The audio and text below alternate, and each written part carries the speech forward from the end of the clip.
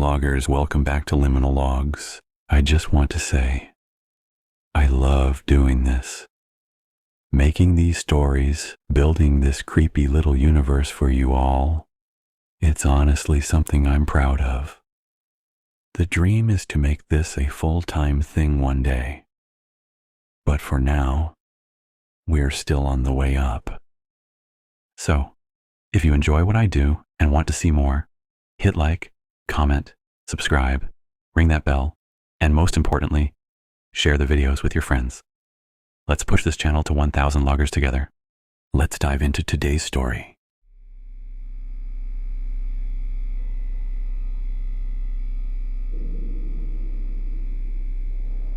I knew something was wrong the moment the town answered me before I spoke. It happened just past midnight, when I crossed the old county sign that still said, "Welcome."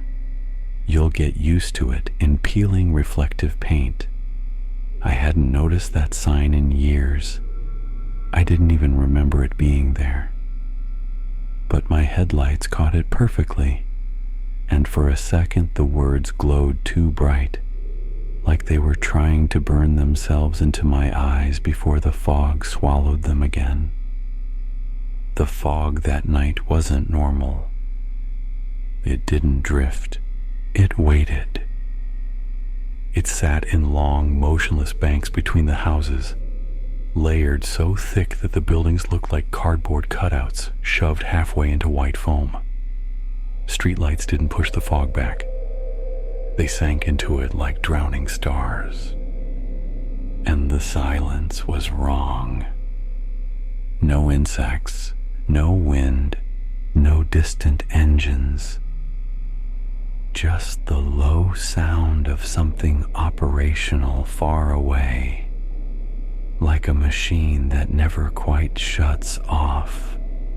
My phone buzzed as I rolled past the last row of houses at the edge of town.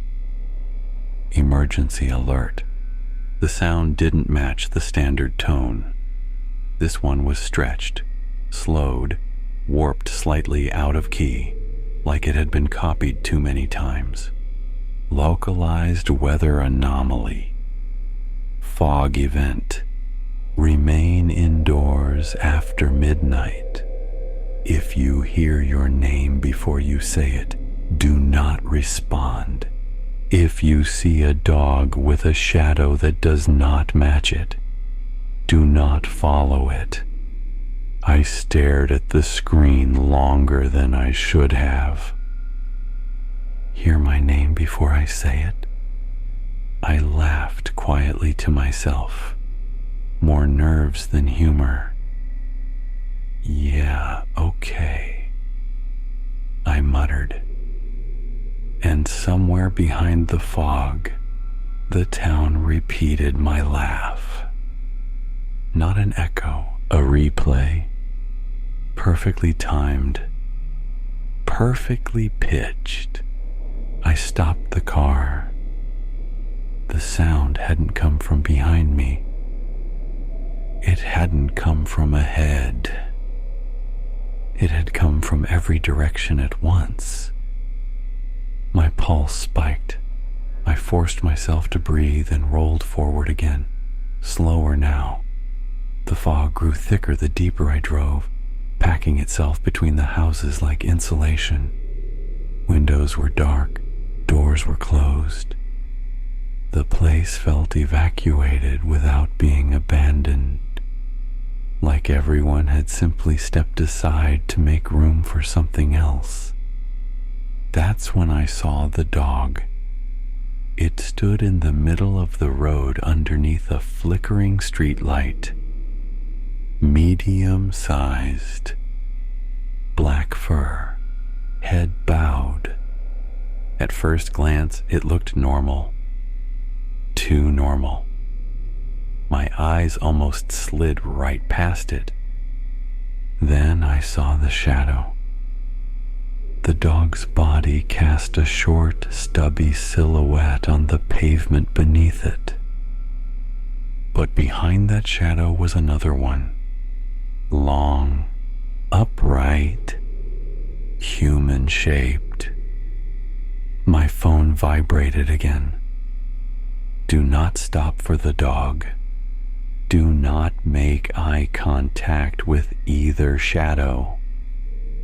Too late. The dog lifted its head. Its eyes reflected the streetlight in blank white discs, no pupils, no depth, like light bouncing off porcelain. Its mouth opened slightly, and I expected a bark. Instead, I heard my own voice. Hey, wait. It wasn't recording quality. It wasn't distorted. It was current. Like it was pulling the sound directly out of my throat without asking. My chest locked up. The human-shaped shadow behind it stepped forward. Detached from any source, it separated from the dog's feet and stretched upward into visible form, a tall, thin silhouette that didn't exist above the knees. No surface, no texture, just absence shaped like a person. The fog pulled inward around it like breath. The shadow spoke again, still in my voice. Don't go yet. The streetlights down the block flickered in sequence, one by one, like something enormous blinked across the town. Another alert hit my phone. Mimic presence confirmed. Do not allow it to finish your sentences if it completes a thought for you. IT gains partial access. Partial access to what? The dog took one step forward. Its shadow stayed behind. Then the shadow took one step forward. The dog stayed behind. They were no longer aligned. They were desynced versions of the same thing. The fog thickened. I couldn't see more than 10 meters ahead now. You came back, the shadow said in my voice. You always do. My hands shook on the wheel. I've never been here before, I whispered, and the town answered for me. You say that every time. My stomach turned to ice. The dog's legs folded the wrong way at the joints, bones rearranging under black fur that suddenly looked too tight. It rose slowly onto its back legs, stretching upward until it matched the shadow's full height. Now there were two upright figures in the road. One made of shape, one made of absence, both wearing my voice. My phone buzzed violently. Double source entity. Body and shadow desync. The dog is the anchor. The shadow is the memory. If they merge, you will be recognized. Recognized as what? The street behind me vanished into fog. The street ahead folded into fog. The town no longer had directions. The upright dog crooked its head. You forgot again, it said gently. The shadow stepped closer to my windshield. Its outline warped slightly, like it was trying to remember which proportions were correct. But that's okay. It continued softly. We kept you. The fog surged. Every house on the block shifted a few centimeters closer at once. I realized then that I hadn't stopped in the road. The road had stopped around me.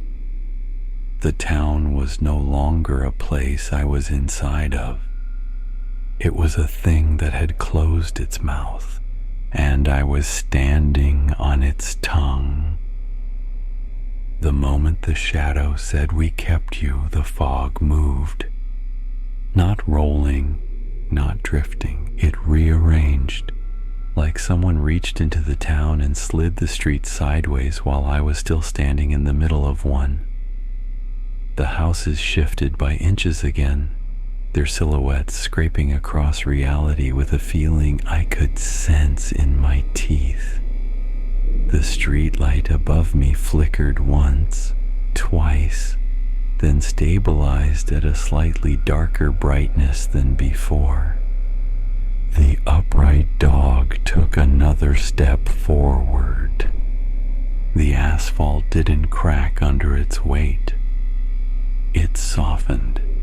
Its elongated legs sank slightly into the road like hooves pressing into mud. The smell changed immediately. Wet concrete, iron, and something biological that roads were never supposed to smell like. Behind it, the shadow followed. But it didn't quite follow the dog. It followed me, staying perfectly aligned with my driver's side window no matter how the dog moved, its head tilting in tiny increments like a curiosity algorithm adjusting its angle. My phone vibrated again in my shaking hand. The town is querying you. Do not provide verbal confirmation. It is using your past as input data. My past? The dog leaned forward slightly, its long neck bending with the smooth resistance of stretched rubber. You don't remember the nurse anymore, it said in my exact voice. But you screamed for her that night. My lungs emptied involuntarily. I had never told anyone about the hospital, about waking up restrained, about the fog outside that window too. The shadow's head tilted sharply. You weren't supposed to wake up yet, it added softly. Every streetlight in the block flickered at once in response. I pressed the accelerator just a little. The car rolled forward less than half a meter, then stopped. Not from braking, from resistance. The tires sank into the asphalt like they were pressing into muscle instead of stone. My speedometer jumped to 10 kilometers per hour, even though I barely moved at all. The upright dog smiled, not with lips, with a subtle venting of the skin at the corners of its mouth, like seams separating under internal pressure. See, it said, still slow. Behind it, the shadow lifted one long arm and touched the hood of my car without actually making physical contact. The temperature inside the vehicle dropped instantly. The windshield fogged from the outside and the inside at the same time, white blooming inward like two breaths meeting in the middle of the glass. Another alert screamed across my screen. The shadow is attempting soft merge. If it touches the vehicle and the dog at the same time, subject recognition will complete. Recognition. Again, always that word. The dog suddenly tilted its head back and inhaled deeply.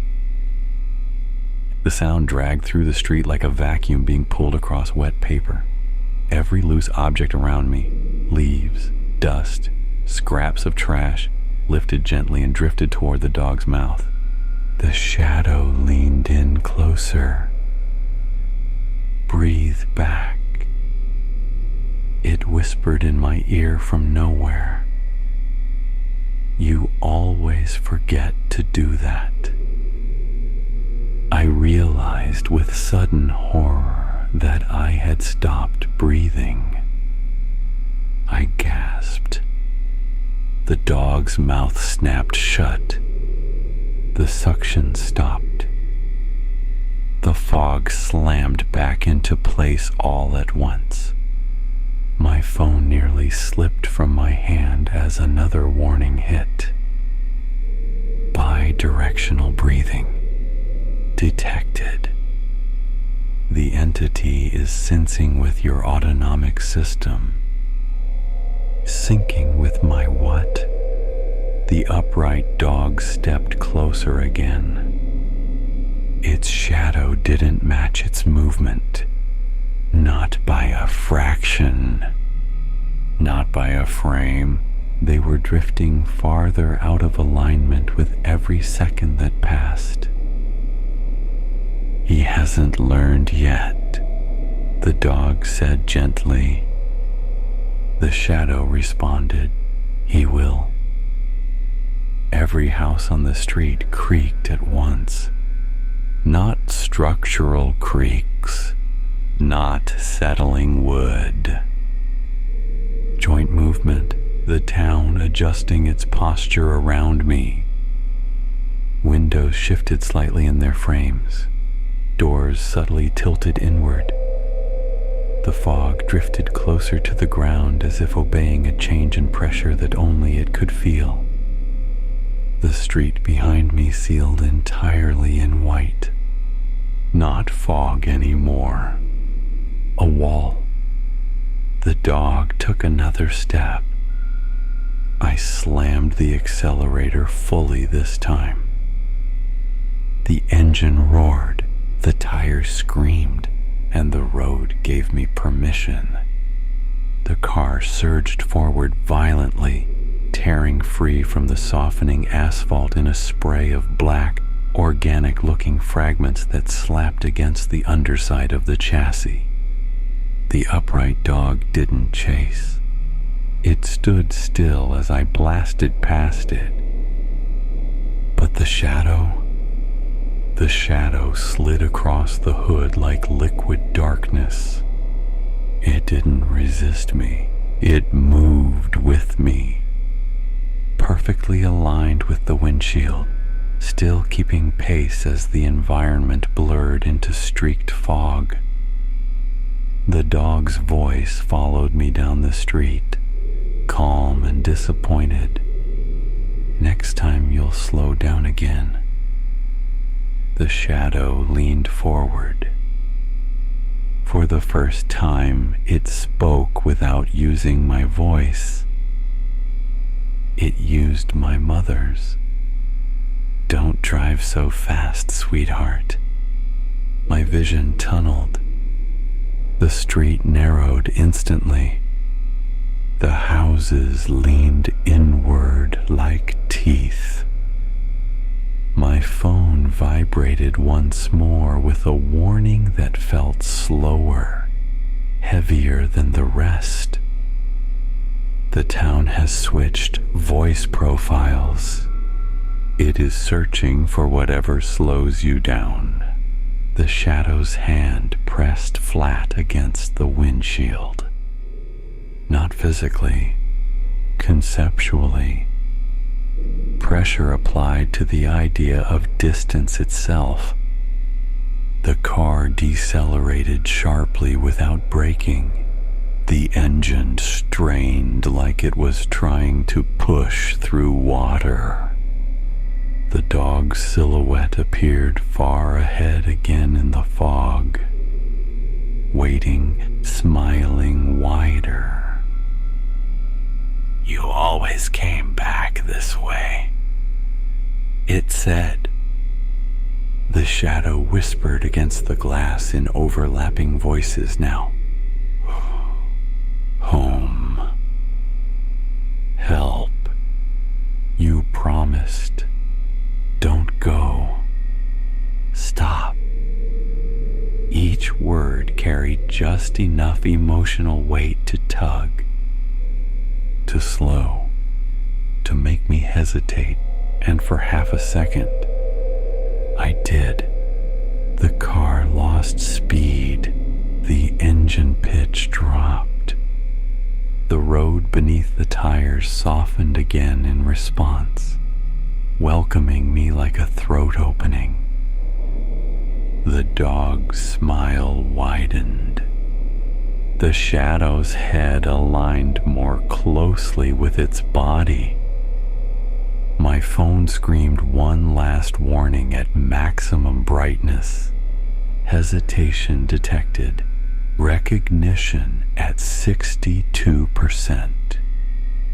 If it reaches 70%, the town will remember where to put you. I don't know what snapped me out of it. Fear, anger, pure animal refusal. I screamed and jammed the accelerator to the floor again.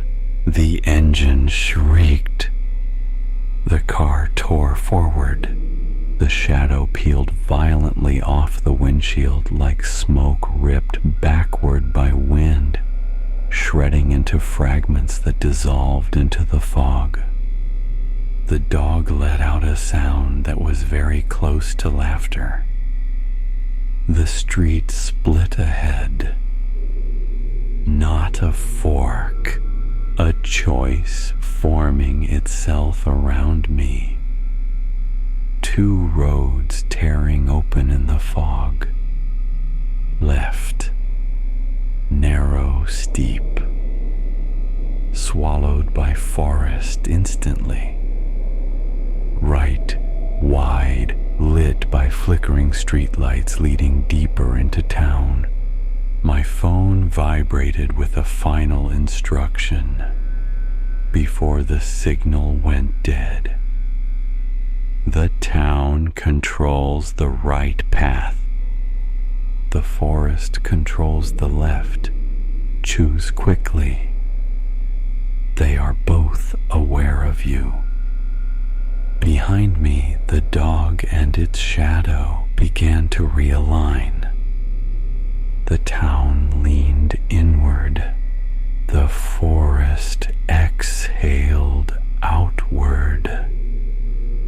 And for the first time since this nightmare began, I understood something with perfect, paralyzing clarity. Neither path led out. They only led to different owners. I chose the forest. Not because it felt safer, neither side felt safe anymore, but because the town already knew my voice. The streetlights on the right flickered in a pattern that matched my breathing too closely. The houses leaned inward like ribs closing around a heart. The town didn't just want me, it remembered me. So I ripped the wheel left. The car lurched violently as the asphalt tore itself into a narrow chute of road through trees that hadn't existed there a second ago. Branches scraped both sides of the car like grasping fingers. The fog folded inward so tightly it felt like I had driven straight into a lung. Behind me, I heard the town react. Not sirens, not screaming, disappointment. A low, synchronized groan passed through every streetlight at once like power lines mourning a downed grid. Then the dog screamed, not in pain, in offense. The forest road dropped sharply downhill, and gravity took over whether I wanted it to or not. The engine screamed as I fought for control. The headlights caught flashes of tree trunks too close, too fast, their bark smeared into streaks of black and silver. My phone vibrated weakly on the seat. The signal was tearing itself apart now, lines glitching, words overwriting themselves. Territorial transfer in progress. The forest accepts you under protest. The town did not release its claim, so both of them owned me now. The road twisted in on itself like a kneaded spine, never straight for more than a few seconds.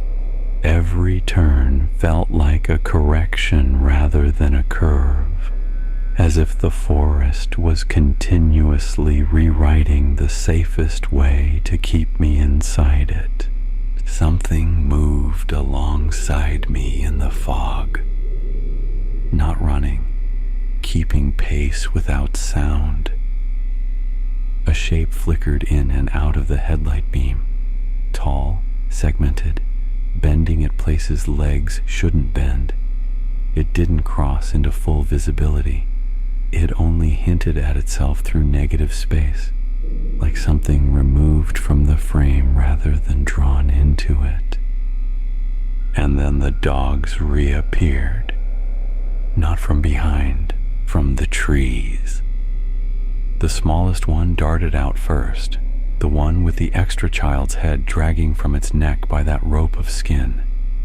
It ran on 3 legs now, the fourth folded uselessly beneath it, like a memory of a limb rather than a real one. You chose the wrong owner. The child head sang lightly as it kept pace beside my door. Now both get to feed. The tall grabber dog didn't run anymore. It leaned out of the fog over the road, its body emerging sideways between tree trunks that bent apart to let it through. Its limbs unfolded slowly, deliberately, like scaffolding being assembled in midair. The 7-legged one came last, not from any direction I could track, simply phasing out of the road ahead as if the asphalt exhaled it. 3 angles, 3 distances. No escape vector left. My phone burned hot in my palm as one last emergency alert forced itself through the interference. You have entered a shared hunting zone. The forest does not kill its food. The town does not lose its property. You are now both food and property. The forest suddenly accelerated the night. That's the only way I can describe it. The darkness thickened ahead like time itself compressing. The trees blurred inward instead of backward. The air gained weight. My headlights shrank, the cone of visibility collapsing until it barely reached the hood of the car. The tall grabber struck again. This time it didn't slam.